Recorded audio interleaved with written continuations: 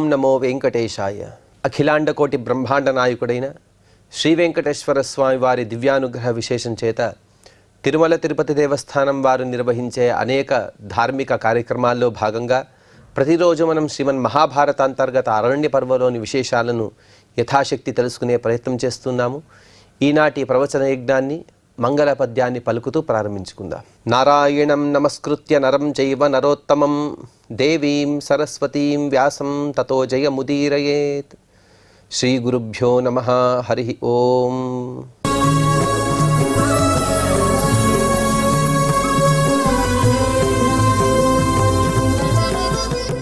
కామ్యకవనంలో మార్కండేయ మహర్షి గారు ధర్మరాజ ప్రభుతులకు ధర్మవ్యాధుడి యొక్క ఉపదేశాలను చెబుతూ ఉన్నారు.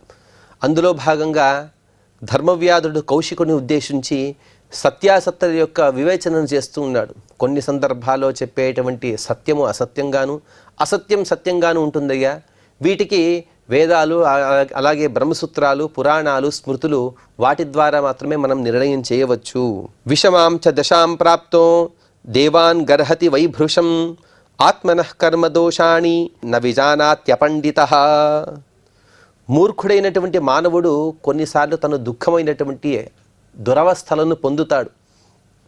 ఆ దురవస్థలు పొందినప్పుడు దైవాన్ని దూషిస్తాడు. అయ్యో, నేనెంత సత్కర్మలను చేశాను, అన్ని సత్కర్మలు చేసినా కూడా దైవం యొక్క సహకారం లేకపోవడం వలన ఇన్ని దుఃఖాలు నేను పొందుతాను, కాబట్టి దైవం అనేదే వ్యర్థము, లేకపోతే దైవం నిరర్థకము, లేకపోతే దైవం అనేది దుష్టభూయిష్టము, దోషభూయిష్టము అని దైవాన్ని నిందిస్తాడు. కానీ తను చేసినటువంటి అశుభకర్మలను మాత్రం తలుచుకోడు. తను అశుభకర్మలు చేశాడు, వాటి ఫలితంగా ఇప్పుడు నేను దుఃఖాన్ని పొందానని మాత్రం గుర్తుకు తెచ్చుకోడయ్యా.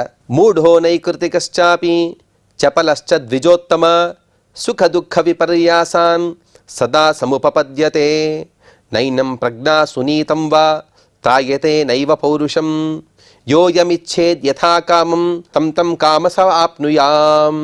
ఓ ద్విజశ్రేష్ఠ, ఓ కౌశిక బ్రాహ్మణ, మూర్ఖుడు, షఠుడు, చపల చిత్తుడు, చాంచల్య స్వభావం కలిగినవాడు అటువంటి మనిషి నిరంతరం కూడా ఎన్నో భ్రమలలో కూడి సుఖంలో దుఃఖాన్ని, దుఃఖంలో సుఖాన్ని తను భావిస్తూ ఉంటాడు.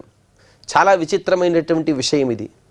అనగా తను ఉదాహరణకి భగవద్గీతలో చెప్పిన విధంగా నిషిద్ధమైనటువంటి ఆహారాన్ని, పులిసిపోయిన ఆహారాన్ని స్వీకరిస్తూ ఉంటాడు. వాస్తవంగా అది దుఃఖం, కానీ ఇదే బాగుందని నోరు చప్పరించుకుంటూ దాన్ని ఆస్వాదిస్తూ ఉంటాడు. ఇంకొకసారి స్వాదుభరితమైనటువంటి ఆహారం ఉంటుంది, అది శరీరానికి చాలా మంచిది, వాస్తవంగా అది సుఖం, కానీ దాన్ని దుఃఖకరంగా, ఇంత దుఃఖాన్ని అనుభవిస్తూ తాన్ని స్వీకరిస్తూ ఉంటాడు. ఈ విధంగా విపర్యాసంగా మనిషి యొక్క బుద్ధి అలా ఉంటుంది. కానీ అటువంటి సమయంలో కూడా కొందరు ఉత్తములు, శాస్త్రజ్ఞానం కలిగిన వారు, పురుషార్థ జ్ఞానాలు తెలిసిన వారు, వారు మాత్రం చక్కగా సుఖంలో సుఖాన్నే, దుఃఖంలో దుఃఖాన్నే భావిస్తూ ఉంటారు. ఒకవేళ కొందరు చెబుతూ ఉంటారు, పౌరుషంతో అన్నిటినీ కూడా మన పౌరుషంతోనే మనం సాధించగలము, దైవం అనేదే వ్యర్థం అని చెబుతూ ఉంటారు. ఒకవేళ ధర్మవ్యాధుడు చెబుతున్నాడు, ఒకవేళ అన్నీ కూడా మన చేతిలోనే ఉండేదైతే, దైవం అనేదే లేదు అనేదైతే, పురుషుడు చేసేటువంటి అన్ని ప్రయత్నాలు కూడా ఫలించేదైతే అతని కోరిక ప్రకారమే, అతని ప్రయత్నపూర్వకంగానే అన్ని పనులు కూడా నెరవేరాలి కదా, కానీ నెరవేరటం లేదే. దీని ద్వారా తెలిసేదేమంటే పురుష ప్రయత్నం కన్నా దైవం యొక్క ఫలం అనేది చాలా గొప్పది. దైవమేవ పరం మన్యే పౌరుషంతో నిరర్థకం అని శాస్త్రంలో చెప్పిన విధంగా పురుష ప్రయత్నం అనేది ఉండవలసినదే, దైవమే అన్నీ అని పురుష ప్రయత్నం చేయకుండా కాదు. కానీ పురుషుడు తన చేతనైనంత ప్రయత్నం చేసి ఫలితాన్ని దైవం పైన వదిలివేయడం.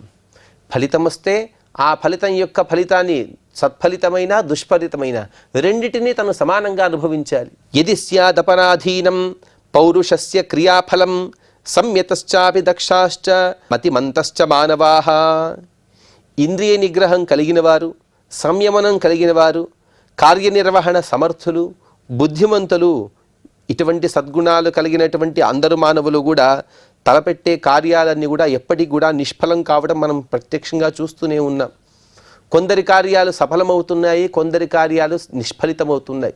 కానీ వారికి ఉండవలసిన అన్ని గుణాలు ఉన్నాయి. బుద్ధిమంతుడే, కార్యదక్షుడే, ఆ కార్యాన్ని తలపెట్టడానికి కావలసినటువంటి వస్తువులన్నీ కూడా సమృద్ధంగా ఉన్నాయి. కానీ అతను చేసినటువంటి ప్రయత్నంలో ఏదో చోట లోపం వలన మనం చెప్పకూడదు, కానీ అతను చేసినటువంటి పని ఇది సత్ఫలితాన్ని ఇవ్వలేదు. దీనికి కారణం ఏమిటి? నిరంతరాయంగా తను ప్రయత్నం చేస్తూనే ఉన్నాడు కదా. అంటే దానికి స్పష్టంగా చెబుతున్నారు, యది స్యాద్ అపరాధీనం, తను పరాధీనుడిగా ఉండకపోతే మనిషి చేసినటువంటి అన్ని కర్మలకు కూడా సత్ఫలితాలనే పొందాలి. కొన్ని చోట్ల దుష్ఫలితాలను ఎందుకు పొందుతున్నాడు అంటే, తనకన్నా పెద్దదైన ఒక దైవం అనేది ఉంది కదా, ఆ దైవం ఏదైతే ఫలితాన్ని ఇస్తుందో ఆ ఫలితాన్ని ఇతను అనుభవించవలసి ఉంటుంది.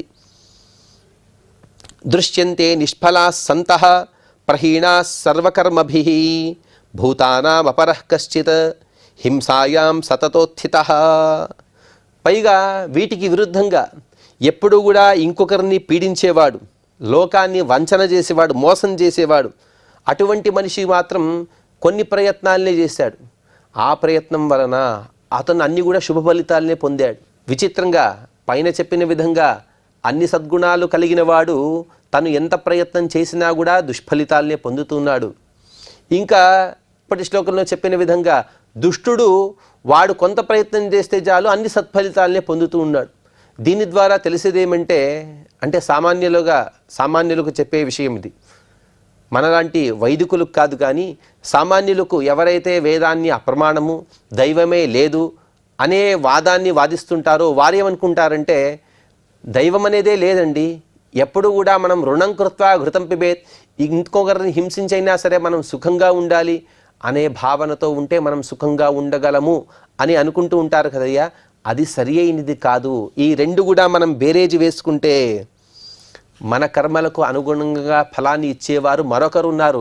మన కర్మలే మనకు ఫలితాన్ని ఇవ్వవు, మన కర్మల ద్వారా మనం ఫలితాన్ని పొందుతాము.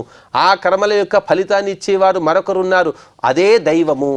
అది ఇచ్చినటువంటి ఫలితాన్నే మనం అనుభవించవలసి ఉంటుంది. ఎందుకంటే దీని గురించి ఇంకొంత తర్వాత దీర్ఘమైనటువంటి వివరణ ఇవ్వబోతున్నారు. వంచనాయాం చ లోకస్య ససుఖీ జీవతే సదా అచేష్టమపి చాసీనం శ్రీకంచిదుపతిష్ఠతి. ఇంకొక మనిషి ఉన్నాడు, తను ఎటువంటి కర్మలను చేయటం లేదు, లేకపోతే దుష్కర్మలనే చేస్తూ ఉన్నాడు, ఏమీ చేయకుండా అలా సుఖంగా ఉన్నాడు. కానీ అతని దగ్గర అంతులేని సంపదలని కూడా అతని దగ్గర వచ్చి పడుతూ ఉన్నాయి. ఇంకొకడు ఉన్నాడు, అన్ని ప్రయత్నాలు చేస్తున్నాడు, కానీ అతని శ్రమకు తగ్గినటువంటి ఫలితం రావట్లేదు. ఇదంతా కూడా మనం స్పష్టంగా చూస్తూనే ఉన్నాం కదయ్యా. కశ్చిత్ కర్మాణి కుర్వన్హి న ప్రాప్యమధిగచ్చతి దేవానిష్ట్వా తపస్తత్వా కృపణై పుత్రగృద్ధిభిః. ఇంకొందరుంటారు, వారు ఎన్నో కర్మలను చాలా కష్టపడి చేస్తూ ఉంటారు. వారు సాధించుకోవాలంటే ఈ లక్ష్యాలు ఏవైతే ఉంటాయో వాటిని పొందాలనే కుతూహలంతో, ఉత్సుకతతో ఎంతో కష్టపడుతూ ఉంటారు. దేవానిష్ట్వా, దేవతలను పూజన చేసి, యజ్ఞయాగాదులు చేసి, తపస్తత్వ, కృత్య చాంద్రాయణాదులు, అలాగే పయోవ్రతాది తపస్సులను చేసి ఎంతో సత్పుత్రులను పొందుతూ ఉంటారు. కానీ ఇంత సత్కర్మలు చేసినా కూడా ఆ కుమారుడు ఏం చేస్తాడు అంటే, చేసిన కర్మలన్నీ కూడా సత్కర్మలే, దానికి ఫలితంగా పుట్టినవాడు కుమారుడు లేకపోతే కుమార్తె. ఆ సంతానం ఏం చేస్తుంది? తల్లిదండ్రులకు చెడ్డ పేరు వచ్చేట్టుగా చేస్తుంది. చేసినవి సత్కర్మలు, కానీ ఫలితం మాత్రం అపకీర్తి. ఇక్కడేం చెప్తావయ్యా? సత్కర్మలకు ఖచ్చితంగా కూడా కీర్తియే రావాలి కదా, లేకపోతే మంచి పేరు, లేకపోతే ధనమే రావాలి కదా. కొన్ని చోట్ల అది రావటం లేదు కదా. దీనికి సమాధానం ఏమిటంటే, నీవు చేసినటువంటి కర్మ అవి కూడా పూర్వ జన్మలో ఈ విధంగా ఎన్నో జన్మల క్రితం చేసినటువంటి కర్మలు, వాటికి ఫలితంగా దైవం ఇచ్చేటువంటి ఫలము. కాబట్టి నీకన్నా పెద్దదైన దైవం అనేది ఒకటి ఉంది. దశమాస ధృతా గర్భే జాయంతే కులపాంసనాః అపరే ధనధాన్యైశ్చ భోగైశ్చ పితృసంచితైః. 10 మాసముల వరకు కూడా గర్భంలో ఉండి కులంలో నాశనం చేసేవారు ఎంతోమంది పుడుతూ ఉంటారు. లోకంలో ఇంకొక విధమైనటువంటి పురుషులు కూడా ఉన్నారు. వారు అమితమైనటువంటి పైతృక అనగా తన పితృపితామహులు సంపాదించినటువంటి భోగభాగ్యాలను అనుభవిస్తూ ఉంటారు. ఇదంతా కూడా వారి వారి పూర్వజన్మ సుకృతాలే. ఒకడు నిర్ధనుడుగా పుట్టాడన్న, ఇంకొకడు సధనుడుగా మంచి శ్రీమంతుడుగా పుట్టాడన్నా కూడా దానికి వారి పూర్వజన్మల యొక్క కర్మలే ఫలితాలు. విపులైరభిజాయంతే లబ్ధాస్తైరేవ మంగళైః కర్మజాహి మనుష్యాణం రోగా నాస్త్యత్ర సంశయః. అలాగే మనిషిగా పుట్టినవాడు ఎన్నో రోగాలకు గురి కావలసి ఉంటుంది. అవన్నీ కూడా దుష్కర్మల యొక్క ఫలితాలే, అందులో ఎటువంటి సందేహం లేదు. వ్యాధుడు చిన్న మృగాలను బాధించిన విధంగా రోగాలన్నీ కూడా, అనగా మానసిక రోగాలైనా అలాగే శారీరక రోగాలైనా కూడా వాటిని బాధిస్తూనే ఉంటాయి మనిషిని. చాలా విచిత్రంగా ఉంది. వ్యాధయో వినివార్యంతే వ్యాధై క్షుద్ర మృగా ఇవ తే చాపి కుశలైర్వైద్యై నిపుణై సంభృతౌషధై. ఓ బ్రాహ్మణోత్తమ, అందులో చిన్న చిన్న మృగాలు అలా మనం తరిమితే పారిపోతాయి, కానీ పెద్ద మృగాలు అలా పోవు. అలాగే చిన్న చిన్న వ్యాధులు ఏవైతే ఉంటాయో వారు అనగా వైద్యులు వచ్చి ఏవో ఔషధాలు పథ్యాలు వాటి చెప్తే అవన్నీ కూడా చిన్న చిన్న రోగాలన్నీ కూడా అవి నయమైపోతాయి. కానీ పెద్ద పెద్ద రోగాలు అలా వెళ్ళవు కదా. వ్యాధయో వినివార్యంతే మృగవ్యాధైరివద్విజ ఏషామస్తి చ భోక్తవ్యం గ్రహణీ దోషపీడితాః. పూర్వజన్మలో ఏదో ఒక సుకృతం చేత ఎంతో ధనవంతుడుగా పుట్టాడు. కానీ వాని దౌర్భాగ్యం ఏమిటంటే తను అతిసారమనే రోగాన్ని పొందాడు. తద్వారా తను తిన్న పదార్థం జీర్ణం కాదు. ఇంట్లో తన ధాన్యాగారం నిండుగా ధాన్యం ఉంది, కానీ తను తినడానికి గుప్పెడ మెతుకులే చాలు. దీని ఫలితాన్ని మనం ఏమని నిర్వచించగలం? నశక్నువంతి తే భోక్తుం పశ్య ధర్మభృతాంవర అపరే బాహుబలినః క్లిశ్యంతే బహవో జనాః. ఈ విధంగా తన ధాన్యాగారం నిండా ధాన్యమున్నా కూడా ఒకడు వాటిని తినలేక భోగం చేయలేక ఎంతో నీరసపడిపోతూ ఉంటాడు.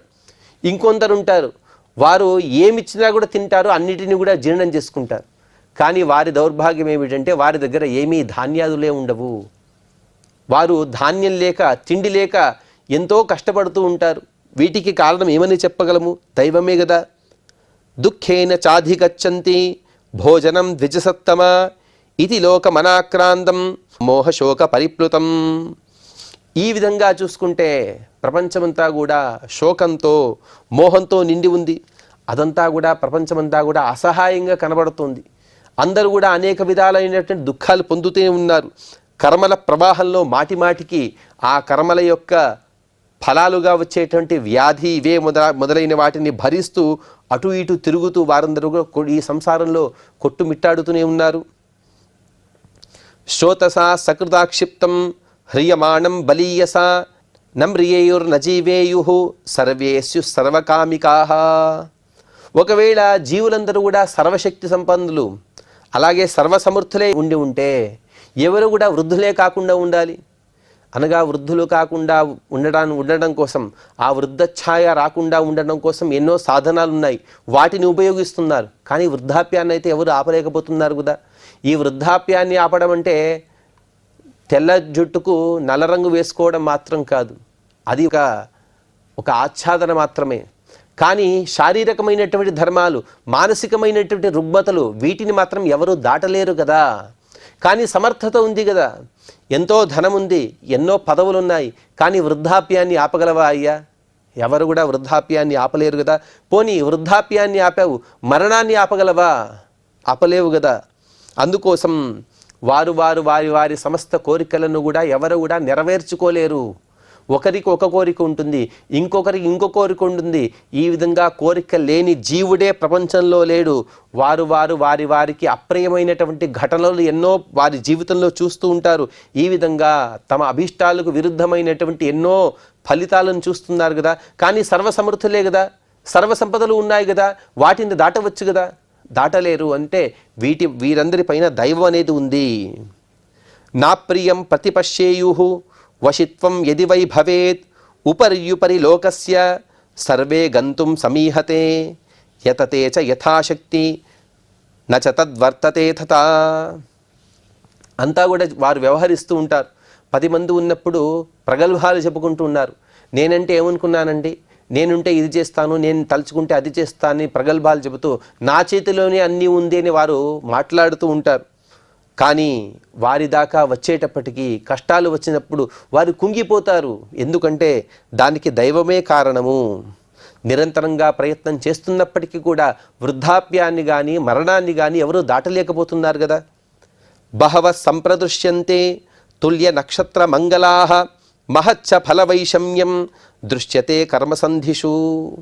ఇంకొందరుంటారు, అయ్యా అన్నిటికీ జ్యోతిష్యమే కారణమని చెప్తూ ఉంటారు. ఫలానా నక్షత్రంలో పుడితే శుభకర్మ, జీవితాంతం కూడా సుఖంగా ఉండవచ్చు అని వారు అనుకుంటూ అదే నక్షత్రంలోనే పిల్లలను కన్నారు. పిల్లలను కన్న తర్వాత కూడా ఆ నక్షత్రంలో పుట్టినవాడు సుఖంగా ఉంటాడని వీరి ఎంత భావించినప్పటికీ కూడా అదే కుమారుడు ఎన్నో కష్టాలను పొందుతూ ఉంటాడు. కానీ ఆశ్చర్యం ఏమిటో తెలుసా ఓ కౌశిక బ్రాహ్మణ, అదే నక్షత్రంలోనే ఇంకో చోట ఇంకొక కుమారుడు పుట్టాడు. ఉదాహరణకి వారి పక్కింట్లోనే ఇంకొక కుమారుడు పుట్టాడు, కానీ వాడు మాత్రం సుఖంగా ఉన్నాడు. నీవు ఇంతకుముందు చెప్పిన విధంగా గ్రహస్థితి కానీ జాతకం కానీ ఇంకొకరి సుఖదుఖాలు పూర్తిగా నిర్ణయించేవే అయితే, అంటే జ్యోతిష్యాన్ని నిందించటం లేదు, కానీ జ్యోతిష్యం కన్నా పెద్దదైన దైవం ఉంది కదయ్యా అని ధర్మవ్యాధుడు చెబుతూ ఉన్నాడు. జ్యోతిష్యం కన్నా పెద్దదైనటువంటి దైవం అతని పక్షాన ఉన్నది కాబట్టి ఆ పక్కింటి వాడు సుఖంగా ఉన్నాడు, ఇతని పక్షాన లేదు కాబట్టి వీడు దుఃఖాన్ని పొందుతున్నాడు. నకేచిదీశతే బ్రహ్మన్ స్వయం గ్రాహ్యస్య తత్తమ కర్మణ ప్రాకృతానాం వై ఇహ సిద్ధి ప్రదృశ్యతే. దీనికంతటికి కూడా ప్రారంధ కర్మయే కారణం. కొందరు చెబుతుంటారు, లేదండి నేను ఎంత ప్రయత్నం చేసినా కూడా నేను చేసినటువంటి కర్మలో నేను వాడినటువంటి వస్తువుల లోపం వలన నేను అటువంటి సత్ఫలితాన్ని పొందలేదు. దానికి కారణం ఏమిటంటే నా వస్తువులలో ఉండేటువంటి లోపం అని చెబుతున్నారు. కానీ ధర్మవ్యాధుడు చెబుతున్నాడు, స్వయం గ్రాహ్యస్య సత్తమ కర్మణాం ప్రాకృతానాం వై. ప్రాకృతమైనటువంటి కారణాలు చెబుతాను కానీ దానికి ప్రారంధ కర్మ ఏదైతే ఉంటుందో అదే ఫలము, దాని ఫలితంగానే ఇతను సత్ఫలితాన్ని పొందలేదు. యథా శృతిరియం బ్రహ్మన్ జీవ కిల సనాతనః శరీరమధ్రువం లోకే సర్వేషాం ప్రాణినామిహ. అలాగే వేదం స్పష్టంగా చెబుతోందయ్యా, ఈ సంసారంలో అలాగే వేదాల ప్రకారంగా మనుష్యుల యొక్క శరీరాలన్నీ కూడా నశ్వరాలు, అశాశ్వతాలు, కానీ జీవుడు మాత్రం శాశ్వతము. కానీ జీవుడు ఏం చేస్తున్నాడో తెలుసా, ఈ శరీరమే శాశ్వతం అనుకుంటూ ఈ శరీరం కోసం ఎంతో తపన పడుతూ దానికోసం ఎన్నో వ్యయప్రయాసలు చేస్తూ దీనికోసమే ఎన్నో ధర్మాలు అధర్మాలు వాటిని చేస్తూ దీనికోసమే కొట్టుబిట్టాడుతూ ఉంటాడు. కానీ శాశ్వతమైనటువంటి తన జీవాత్మ కోసం మాత్రం ఏమీ చేసుకోలేడు. జీవాత్మ కోసం ఏం చేసుకోవాలంటే పుణ్యకర్మలను చేసుకోవాలి, తద్వారా పైలోకాల్లో సుఖాన్ని పొందుతాడయ్యా. దాని గురించి ఆలోచించమని ధర్మవ్యాధుడు చెబుతూ ఉన్నాడు. వధ్యమానే శరీరేతు దేహనాశో భవత్యుత జీవస్సంక్రమతేన్యత్ర కర్మబంధ నిబంధన. ఒకసారి మన పార్థివ శరీరం పైన దెబ్బలు తగిలితే ఈ శరీరం నశిస్తుంది, కానీ అవినాశిగా ఉండేటువంటి అందులోని జీవి మాత్రం మరొక ఉపాధిలోకి వెళ్ళిపోతాడు, అనగా మరొక శరీరాన్ని పొందుతాడు. ఒక శరీరానికి దెబ్బ పడింది, ఆ శరీరం నశించిపోయిందంటే ఇంకొక శరీరాన్ని పొందుతాడు. అంటే ఇంతకుముందు చెప్పిన విధంగా శరీరమే శాశ్వతమై ఉంటే అదే శరీరాన్ని పట్టుకొని ఉండాలి కదా, కానీ ఆ శరీరాన్ని వదిలేస్తున్నాడు కదా, కాబట్టి శరీరం అనేది నశ్వరము అని చెప్పిన తర్వాత అందుకు కౌశికుడు తను ప్రశ్నిస్తూ ఉన్నాడు. బ్రాహ్మణ ఉవాచ కథం ధర్మవిదాం శ్రేష్ఠ జీవో భవతి శాశ్వతః ఏతదిచ్ఛామ్యహం జ్ఞాతుం తత్వేన వదతాం వర. ఓ ధర్మవ్యాధ, ఇంతకుముందు నీవు చెప్పావు జీవుడు మాత్రమే శాశ్వతము, శరీరము నశ్వరమని. జీవుడు శాశ్వతంగా ఎలా అవుతాడు? అదంతా కూడా విస్తారంగా చెప్పాలని కోరాడు. అందుకు సమాధానం ధర్మవ్యాధుడు చెబుతూ, వ్యాధౌవాచ నజీవనాశోస్తి హి దేహభేదే మిథ్యేవ దాహుర్మ్రియతీతి మూఢాః జీవాస్తు దేహాంతరితః ప్రయాతి దశార్థతైవాస్య శరీరభేదః. ఎవడైనా చనిపోతే ఆ జీవుడు చనిపోయాడని వ్యవహరిస్తూ ఉంటారు. అతను చనిపోయాడు, అతను అంటే జీవుడు అని. కానీ జీవునికి నాశనం అనేది లేదయ్యా. నజీవనాశోస్తి, జీవుడికి నాశనం అనేది లేదు, కానీ దేహభేదే. ఇంతకుముందు చెప్పిన విధంగా దేహం అనేది మాత్రమే మారుతుంది, కానీ జీవుడు మారడు.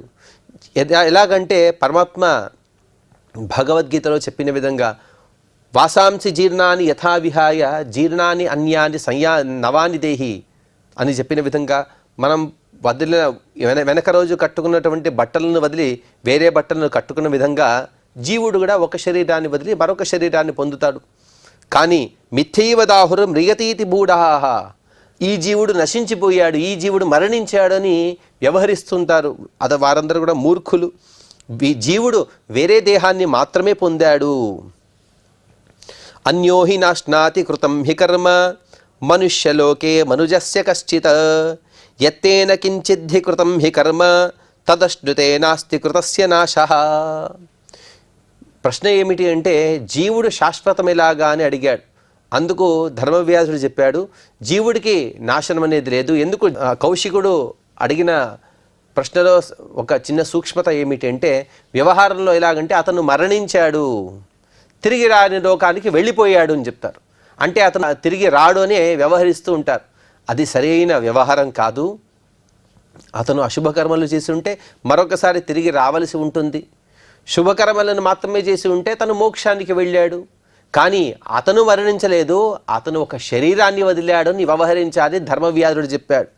అలాగే జీవుడు అనేక కర్మలు చేస్తాడు, తన కర్మలకు తనే బాధ్యుడు. అన్యోహి నాశ్నాతి కృతం హి కర్మ, తను చేసినటువంటి కర్మలకు ఫలితాన్ని మరొకరు ఎవరు కూడా అనుభవించలేరు. తను చేసినటువంటి కర్మలు తను మాత్రమే అనుభవించవలసి ఉంటుంది. కాబట్టి ఎప్పుడూ కూడా సత్కర్మలను మాత్రమే ఆచరించాలి. సుపుణ్యశీలా హి భవంతి పుణ్యాః నరాధమా పాపకృతో భవంతి నరోనుయాతస్విహ కర్మభిస్వైః తతః సముత్పద్యతి భావితైస్తైః. పుణ్యాత్ములైనటువంటి పురుషులు ఎప్పుడు కూడా సత్కర్మలను చేస్తారు, తద్వారా స్వర్గాది సల్లోకాలను పొందుతారు.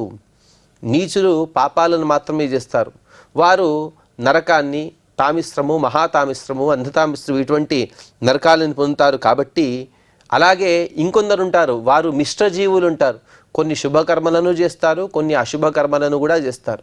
వారు మాత్రమే మనుషులుగాను పశుపక్ష్యాదులుగాను పుట్టుతూ ఉంటారు. అందుకు కౌశికుడు మరొకసారి ప్రశ్నిస్తూ, బ్రాహ్మణ ఉవాచ కథం సంభవతే యోనో కథం వా పుణ్యపాపయోః జాతి పుణ్యాస్త్వపుణ్యాశ్చ కథం గచ్చతి సత్తమా. ఓ ధర్మవేత్త, జీవుడు మరొక జీవి ద్వారా పుడతాడని చెబుతూ ఉన్నారు. అసలు ఇది ఎలా సాధ్యం? పుణ్యపాపాలతో అతనికి సంబంధం అనేది ఎలా ఉంటుంది? పుణ్యపాపాలు ఉంటేనే కదా అతను స్వర్గానికైనా నరకానికైనా మరొకసారి భూలోకానికైనా వెళ్ళేది. కానీ ఆ పుణ్యపాపాలు ఎక్కడుంటాయి? పుణ్యయోని అనగా ఉత్తమ జన్మ అంటే ఏమి, నీచయోని అంటే ఏమి, పశుపక్ష్యాది జన్మలని ఇలా ప్రాప్తమవుతాయి. అందుకు వ్యాధుడు సమాధానమిస్తూ, వ్యాధౌవాచ గర్భాధాన సమాయుక్తం కర్మేదం సంప్రదృశ్యతే సమాసేన తు తే క్షిప్రం ప్రవక్ష్యామి ద్విజోత్తమ. ఓ బ్రాహ్మణోత్తమ, గర్భాధానాది కర్మలు అనగా పురుషుడు స్త్రీ యందు తన రేతస్సుని ప్రవహింపజేయడం, వీటిని ఒక గర్భాధాన సంస్కారంగా అనేక శాస్త్రాల్లో చెబుతూ ఉంటారు. అవన్నీ కూడా జీవుని పుట్టుక యొక్క పరిణామాలే. వాటి పరిణామంగానే జీవుడు పుడతాడు. తను ఏ విధంగా అయితే పుట్టాలని పరమాత్మ తను రచించి ఉంటాడో, దానికి సంబద్ధమైనటువంటి కర్మలను జీవుడు చేసి ఉంటాడో అటువంటి పుట్టుకనే ఇతను పొందుతాడు. యథా సంభృత సంభారః పునరేవ ప్రజాయతే శుభకృత్ శుభయోనిషు పాపకృత్ పాపయోనిషు. శుభాశుభ కర్మలనేవి ఎప్పుడు కూడా జీవుని అనుసరించే ఉంటాయి. వాటిని స్టోర్ చేసుకోవడం కోసం ప్రత్యేకమైన స్థలమైనదయ్యా లేదయ్యా, అసలు స్టోర్ చేసే వస్తువు కూడా కాదది. అలా ఉంటాయి, వాడితోనే ఉంటాయి. కాబట్టి ఎవరైతే శుభకృత్ శుభయోనిషు, శుభకర్మలు చేసిన వాడు శుభమైనటువంటి జన్మలను, అశుభకర్మలు చేసిన వాడు పాపభూయిష్టమైనటువంటి జన్మలను పొందుతాడు. ఎలాగంటే యథా సంభృత సంభారః, అలా బాటసారిగా వెళుతూ తన పదార్థాలను ఎలాగైతే తీసుకువెళ్తాడో అలాగే ప్రతి ఒక్క జీవుడు కూడా తన పాపపుణ్యాలను తనే మోస్తూ తీసుకువెళ్తూ ఉంటాడు. శుభై ప్రయోగైర్ దేవత్వం వ్యామిశ్రైర్మానుషో భవేత్ మోహనీయైర్వియోనిషు త్వధోగామీ చ కిల్బిషి. అన్ని మంచి పనులు చేసిన వారికి దేవత్వము, మంచి చెడు రెండు కర్మలు చేసిన వారు మనుష్యులుగాను, కేవలం పాపం చేసిన వారు నరకానికి వెళతారు. జాతి మృత్యు జరా దుఃఖైః సతతం సమభిద్రుతః సంచరే పచ్యమానశ్చ దోషైరాత్మకృతైర్నరః. మనిషి తన పూర్వం చేసినటువంటి పాపపుణ్యాల యొక్క కర్మల ద్వారానే మరొకసారి మరణిస్తూ మరొకసారి జన్మిస్తూ జరా వ్యాధి వీటి చేత పీడింపబడుతూ ఉంటాడు, ఎన్నో దుఃఖాలను పొందుతూ ఉంటాడు. తిర్యగ్యోని సహస్రాణి గత్వా నరకమేవచ జీవా సంపరివర్తంతే కర్మబంధ నిబంధనాః. పాపాన్ని చేసినటువంటి జీవి ఆ పాపకర్మ బంధనం యొక్క బంధనంలో చిలుకుకొని ఎన్నో వేలాది జంతువుల యోనులుగా అనగా వేలాది జంతువులుగా జన్మించి ఆ నరకాల మధ్యలోనే తిరుగుతూ ఉంటాడు. వాడు అక్కడి నుంచి బయటికి రాడు. దాన్నే మహానరకాలు ఉంటారు, లేకపోతే శాశ్వత నరకాలు ఉంటారు. జంతుస్తు కర్మభిస్తైస్తైః స్వకృతైః ప్రేత్య దుఃఖితః తద్దుఃఖ ప్రతిఘాతార్థం అపుణ్యాం యోనిమాప్నుతే. ప్రతి జీవి కూడా తను చేసినటువంటి కర్మలకు ఫలితంగానే తర్వాత దుఃఖాన్ని అనుభవిస్తాడు. మరలా ఆ దుఃఖాన్ని అనుభవించడానికే నీచ యోనిలో పుట్టవలసి ఉంటుంది. తతః కర్మ సమాధత్తే పునరన్యం నవం బహు పచ్యతేతు పునస్తేన భుక్త్వా పథ్యమివాతురః. ఒక రోగి ఉంటాడు, ఆ రోగికి పథ్యం చేయమని వైద్యుడు సూచిస్తాడు. కానీ రోగి ఏం చేస్తాడంటే జిహ్వా చాపల్యం వలన పథ్యాన్ని ఆచరించకుండా తనకు కావలసిన అపథ్యాన్ని తను స్వీకరిస్తాడు. తద్వారా ఏమవుతుంది, రోగం ఇంకా ఉల్బణమవుతుంది. ఆ రోగం ఉల్బణం అవ్వడం చేత ఇంకా అపథ్యానికి గురై తను రోగాన్ని ఏ విధంగా అయితే పెంచుకుంటాడో జీవుడు కూడా అసత్కర్మలను చేయడం, మరొకసారి సంసారానికి రావడం. సంసారంలో వచ్చాడు కాబట్టి మరొకసారి అసత్కర్మలను చేస్తూ ఈ విధంగా సంసారం యొక్క ఈ చక్రంలోనే కొట్టుమిట్టాడుతూ ఉంటాడు. అజస్రమేవ దుఃఖార్థో దుఃఖిత సుఖ సంజ్ఞకః తతో నివృత్త బంధత్వాత్ కర్మణా ముదయాదపి. ఆ విధంగా సుఖాన్ని దుఃఖాన్ని అనుభవిస్తూ తను కొన్నిసార్లు సుఖాన్ని పొందుతూ ఉన్నా కూడా తను సుఖాన్ని పొందుతున్నాను అని అనుకోడు. అలాగే కొన్నిసార్లు దుఃఖాన్ని పొందుతున్నా కూడా దుఃఖాన్ని పొందుతున్నాను అని అనుకోడు. కర్మల యొక్క ఆ ఫలితం అయిపోయేదాకా కూడా ప్రతి ఒక్క జీవి కూడా అటువంటి సుఖాన్ని కానీ దుఃఖాన్ని కానీ అనుభవించవలసినదే అని ధర్మవ్యాధుడు చెప్పాడు. ఇంకా సంసారంలో జరిగేటువంటి అనేక పరిణామాలను తను వివరించబోతూ ఉన్నాడు. ఆ వివరణను మనం తదుపరి ప్రవచనంలో తెలుసుకునే ప్రయత్నం చేద్దాం. ఈనాటి ప్రవచనం యొక్క ఫలితాన్ని శ్రీ వెంకటేశ్వర స్వామి వారి చరణ కమలములయందు సమర్పణ చేస్తూ క్షమాప్రార్థన మరియు మంగళ పద్యాన్ని పలుకుదాం. యదక్షరపదభ్రష్టం మాత్రాహీనం చ యద్భవేత్ తత్సర్వం క్షమ్యతాం దేవ నారాయణ నమోస్తుతే. శ్రియః కాంతాయ కళ్యాణ నిధయే నిధయేర్థినాం శ్రీవేంకట నివాసాయ శ్రీనివాసాయ మంగళం.